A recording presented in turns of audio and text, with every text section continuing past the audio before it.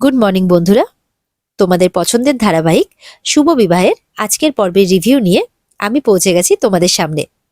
Bangla serial সমাচারে তোমাদের স্বাগত জানিয়ে আজকের পর্বের রিভিউ আমি শুরু করছি।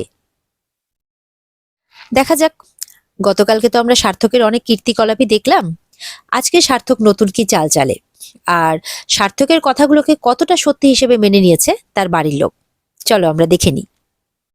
শুরুতেই তো সার্থক বলছে যে হ্যাঁ, আসলে আমি ডান্সারদের ডেকেছিলাম, আমি এই সমস্ত কিছু প্ল্যান করেছি আর কি। তখন তার বাবা আসে, ছোটকা, বলে এটা তুই কি করেছিস অনিকেত? তুই ছোট থেকে এই বাড়িতে জন্মেছিস, ছোটবেলায় এই বাড়িতে ছোট থেকে বড় হয়েছিস, সবার শিক্ষায় শিক্ষিত হয়েছিস। হ্যাঁ, তুই অনেকটা ছোট ছিলিস, তবুও তো যে কটা দিন এখানে ছিলিস এই বাড়ির শিক্ষাতে শিক্ষিত হয়েছিস। তুই এরকম কাজ কিভাবে করতে পারিস? আর এরকম একজন মেয়ের সাথে তোর যোগাযোগই বা কি করে? ওই তুহিনা নামে মেয়েটার কিভাবে তোর সাথে যোগাযোগ বল? আর কি বিশ্রী ভাবে তুই ডান্স করছিলি ওর সাথে? আমার তো লজ্জাতে মাথা হেট হয়ে যাচ্ছিল বাবা হিসেবে। সবাই কতটা ছোট হয়েছে, সবাই ভেবেছিল তুই এসছিস, সবাই কত আনন্দে ছিল, সবাই এই দিনটাকে আনন্দ করে কাটাতে চেয়েছিল, আর তুই সেটাকে মাটি করে দিলি। তেজের বাবা বলছেন যে এইভাবে নেশা করে এই বাড়িতে পার্টি করছো দেখলে না, মা তোমাকে একদম উচিত শিক্ষা দিত। তখন মেচকা বলছে আর কি যে মা তো হালকা বেরি করে দিত বাড়ির থেকে। অনিকেত এবার চালাকি করে বলছে, আমার ভুল হয়ে গেছে, আসলে আমার খুব বড় ভুল হয়ে গেছে বাবা।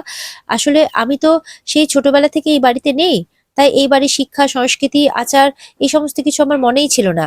আমি ভাবছিলাম যে নিউ ইয়ার পার্টি মানে মনে হয় এই ড্রিঙ্ক, নাচ গান, এই সমস্ত কিছু, তাই আমি এইসব করেছিলাম আর কি।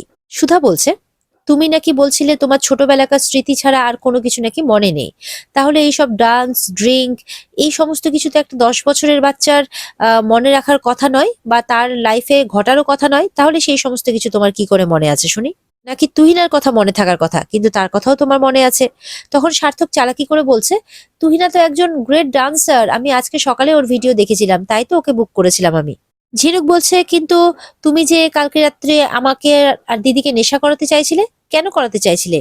ও আচ্ছা, বসু মল্লিক বাড়ির বউদের কিভাবে মান সম্মান নষ্ট করা যায় সেই চেষ্টা করছিলে বুঝি?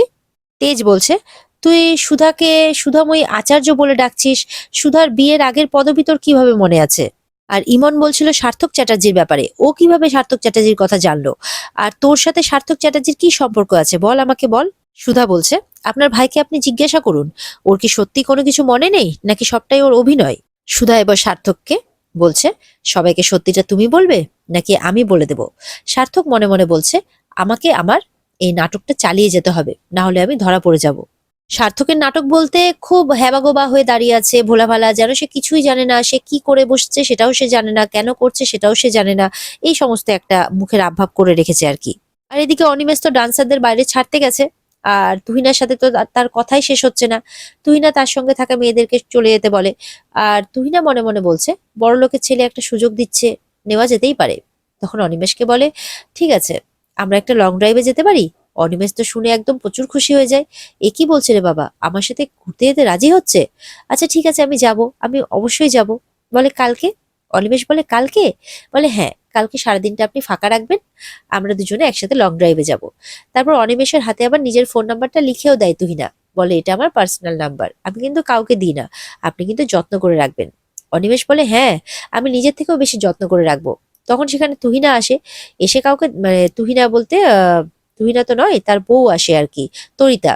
তরিতে এসে বলে যে কি ব্যাপার, তুমি এখানে দাঁড়িয়ে কি করছো? ততক্ষণে তুহিনা চলে গেছে। বলে কাকে দেখছো ওদিকে? বলে না না, কাউকে না। তখন তার বরের হাতটা ধরে ভেতরে নিয়ে চলে যায়, বলে চলো ভেতরে দেখো কত ড্রামা চলছে, খুব মজা পাবে দেখে। এদিকে তো সুধা প্রশ্নের পর প্রশ্ন করছে যে আজকে যা যা তুমি বলেছো তার মানেটা কি? কেউ বুঝতে পারেনি, তাদের সবাইকে সঠিকভাবে বুঝিয়ে বলো যে তুমি এতক্ষণ ধরে কি বললে। তেজও আসে, বলে একটু আগে নেশার ঘরে তুই যা কিছু বললি, কেন বললি? কিছু তো বুঝতে পারছি না, বল, সেগুলো ক্লিয়ার কর আমাদেরকে, কেন বললি তুই? সুধা বলছে, আপনি কি খেয়াল করেছেন আপনার ভাই এতক্ষণ ধরে যা কিছু বললো সেটা কিন্তু ওর আচরণের পরস্পর বিরোধী। ছোটকা ওর ব্যাপারে যা কিছু বলেছিল, ছোটবেলায় নাকি অনিকেত নিজের নাম, বাড়ির ঠিকানা সবকিছু জানতো, নিজের বাবাকে সেটাও চিনতো, তার ওয়ালেটে তার তার বাবার ছবিও আছে। তাহলে সে বাড়ি ফিরে এলো না কেন? তার ঠিকানা সবকিছু মনে থাকা সত্ত্বেও সে কেন তার বাড়িতে ফিরে এলো না? এত বছরই বা কেন সে কোথায় ছিল? আপনার গাড়িতেও লিফট নিয়েছিল, বলেছিল নাকি ওর গাড়িটা খারাপ হয়ে গেছে, কিন্তু পুলিশ তো কোনো খারাপ গাড়ির সন্ধান ওখানে পায়নি। ঝিনুক বলছে, হ্যাঁ, সেই গাড়িটা যদি কোথাও নিয়েও যাওয়া হয় তাহলে তো তার একটা রেকর্ড থাকবে, কিন্তু পুলিশ তো কোনো রেকর্ডও খুঁজে পায়নি। কেন?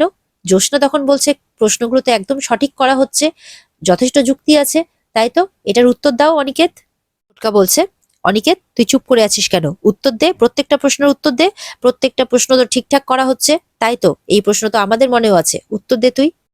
আর তুই কেন ওদেরকে ড্রিঙ্ক খাওয়ানোর চেষ্টা করেছিলি? কেন এই বাজে কাজগুলো করার চেষ্টা করেছিলি বল? অনিকেত কিন্তু সেই হ্যাবাগোবা হয়ে দাঁড়িয়ে আছে, যেন সে কিছুই জানে না, বোঝে না, সে কি করেছে কিছুই জানে না। নিজের মাও প্রশ্ন করছে, সুধাতে তুই মদ কেন খাওয়াতে চেয়েছিলি? উত্তর দে এই প্রশ্নের। শুরু সার্থকের চালাকি। সেই প্রশ্নের উত্তর তো আমিও খুঁজে পাচ্ছি না, কি করে পাবো? কি, কেন আমি এসব করলাম, কেন এসব বললাম? আমি তো এই প্রশ্নের উত্তরই খুঁজছি, তাহলে তো অনেক সমস্যারই সমাধান হয়ে যায়। বলে, কেন যে আমি বুঝতে পারছি না, মাথায় ব্যথার বাহানা করছে, যে হয় না যে স্মৃতি হারিয়ে গেলে মাথায় চাপ পড়ছে, মাথা ব্যথা উঠে যাচ্ছে, সেই রকমই একটা বাহানা করছে আর কি সার্থক।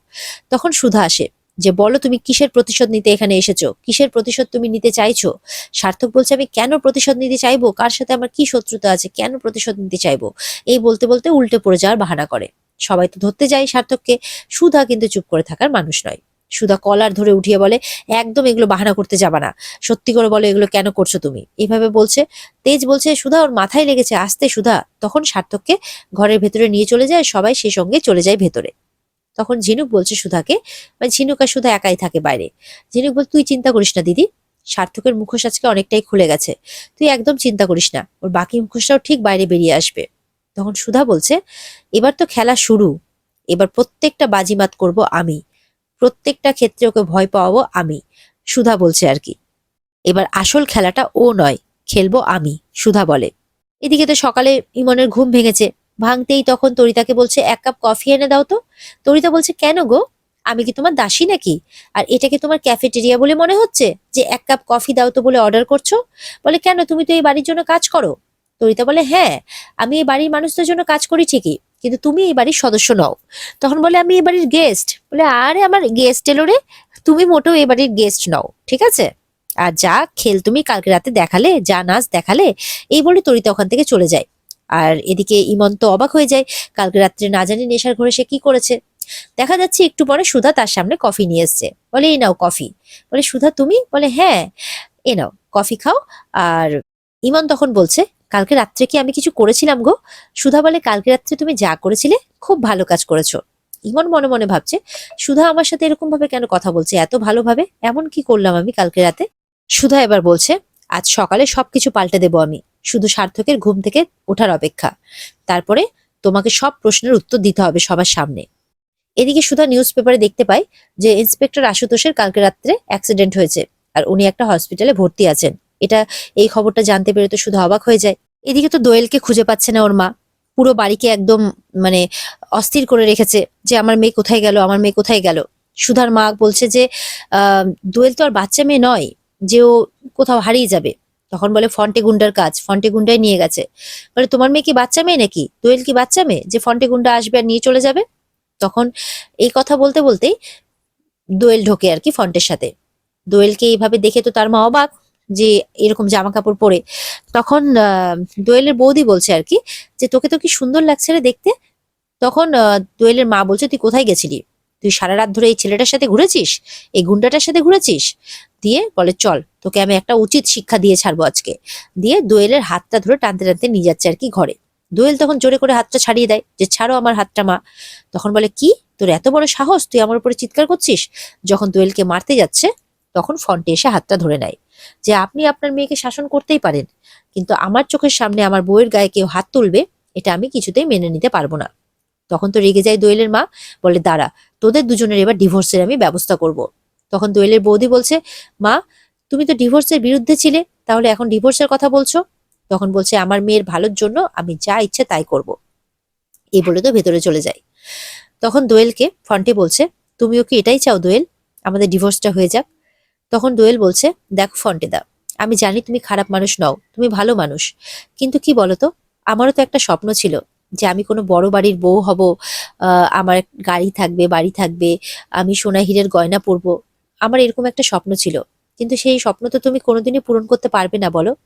তখন ফন্টে বলছে, পারবো, আমি তোমার জন্য ঠিক পারবো, তুমি দেখো একদিন আমি এত বড় হব যে তোমার মা আমার পায়ে এসে পড়বে তোমাকে মেনে নেওয়ার জন্য। আমি তোমাকে কথা দিয়ে গেলাম। এমনটাই বলে ফন্টে। এদিকে সুধারা হসপিটালে গেছে সুধা আর ঝিনুক ইন্সপেক্টর আশুতোষকে দেখতে। উনি বলছেন আমি একদম ঠিক আছি, এই যে আমাকে ওরা জ্যান্ত ছেড়ে দিয়েছে না, এরপরে কিন্তু ওদের বাঁচাটা মুশকিল হয়ে যাবে। সুধা বলছে এখন আপনি উত্তেজিত হবেন না, আপনি একটু রেস্ট নিন। বলে না না, আমার রেস্ট নিলে চলবে না, আর এতদিন এখানে পড়ে থাকলেও চলবে না। এরপরে সুধা নার্সকে জিজ্ঞাসা করে ওনার অবস্থার কথা। নার্স বলেন যে একজন বড় নিউরোলজিস্টকে খবর দেওয়া হয়েছে, একজন বড় ব্রেন সার্জেন্ট, যিনি দেখেই বুঝে যাবেন যে পেশেন্ট কি অবস্থায় আছে। তখন উনি আসেন, এসে চিকিৎসাও শুরু করেন ইন্সপেক্টর আশুতোষের। এদিকে কিন্তু সুধারা সন্দেহ করছে যে নিশ্চয়ই আশুতোষকে মানে ইন্সপেক্টরকে কেউ মারার প্ল্যান করেছে। ওনার স্মার্ট ওয়াচের লোকেশনটা অন রেখেছিল, যার জন্য বুঝতে পেরেছে যে উনি কোথায় যাচ্ছেন, আর একা আছেন না কারো সঙ্গে আছেন। ঠিক সেই মুহূর্তে ওনার উপরে অ্যাটাকটা হয়েছে। এই ব্যাপারটা ঝিনুক আর সুধা খুব ভালো করে বুঝতে পেরেছে। এবার এত বড় নিউরো সার্জেন্টকে দেখে সুধার মনে কিন্তু প্রশ্ন আসে। সম্ভবত সুধা সার্থককে তার কাছে নিয়ে যাওয়ার বা তাকে দিয়ে দেখানোর একটা প্ল্যান করছে মাথার মধ্যে। এদিকে তো সার্থক ঘুমিয়ে রয়েছে, আর তেজ মনে মনে ভাবছে সুধা যে প্রশ্নগুলো করছিল অনিকেতকে সেটা কিন্তু একটাও ভিত্তিহীন নয়। ঠিক সেই সময় অনিকেতের বাবাও মানে ছোটকা তাকে দেখতে আসে। ছোটকা তো ঘরে এসে তেজকে বলছে, দেখ এতদিন তো বাইরে কার সাথে ছিল, কার সাথে মিশেছে না মিশেছে, সেজন্য হয়তো এরকমটা হয়ে গেছে। যদি তোদের সাথে বড় হওয়ার সুযোগ পেতো তাহলে এরকমটা হতো না, বল। তেজ বলে তুমি চিন্তা করো না ছোটকা, এখন তো আমাদের বাড়িতেই আছে, আমাদের বাড়িরই সদস্য, সব আস্তে আস্তে ঠিক হয়ে যাবে। ওর ঘুমটা ভাঙুক, তারপর ও সব প্রশ্নের উত্তর দেবে। তারপর ছোটকা ঘর থেকে চলে যায়। ইমন কিন্তু একটা কথা বলেছিল যে সার্থক সুধার জীবনে ফিরে এসেছে। তেজের মাথায় এই কথাটা ঘুরছে। ইমন এই কথাটা কেন বললো হঠাৎ করে? কিন্তু সার্থকের জিনিসপত্র দেখতে দেখতে একটা কাগজের পটলি খুঁজে পায় আর কি, যেখানে কাগজের মধ্যে কিছু মুড়িয়ে রাখা আছে। সুধা মানে সুধার হাজবেন্ড তেজ বলছে এটা আবার কি। তখন কাগজের পুড়িয়াটা খুলে দেখে ওর মধ্যে অনেক ওষুধ ভরা রয়েছে। তখন বুঝতে পারে তার মানে সার্থক এতদিন ধরে কোনো ওষুধ খায়নি। তখন সুধার কথাটা মনে হয় তেজের। সুধা বলেছিল যে আপনার ভাইকে জিজ্ঞাসা করুন যে আপনার ভাই সত্যি স্মৃতি হারিয়েছে নাকি সবটা অভিনয় করে চলছে। তখন তেজ ওষুধগুলো দেখে ভাবছে তাহলে কি সুধার ধারণাটাই ঠিক, সন্দেহটাই ঠিক। তার মানে অনিকেতের কি কোনো স্মৃতি যায়নি, ও কি তার মানে বাহানা করছে, অভিনয় করছে সবার সামনে। এই সন্দেহটা কিন্তু তেজের মাথায় এসে যায়। আর এখানে আজকের পর্ব শেষ হয়ে যায়। তো বন্ধুরা, এই ছিল আজকের পর্বের রিভিউ। ভালো লেগে থাকলে অবশ্যই কিন্তু চ্যানেলকে সাবস্ক্রাইব করতে ভুলবে না কেউ, কেমন? আর পর্বকে লাইক আর কমেন্টও করে দেবে। তোমাদের কমেন্টের মাধ্যম দিয়ে আমরা বুঝতে পারবো যে তোমাদের এপিসোডগুলো কেমন লাগছে। আর পর্বের বিস্তারিত যদি দেখতে চাও তাহলে অবশ্যই স্টার জলসার পর্দায় তোমরা নজর রাখবে। তাহলে দেখা হচ্ছে আগামীকালকে। ততক্ষণ সবাই ভালো থাকবে। টাটা।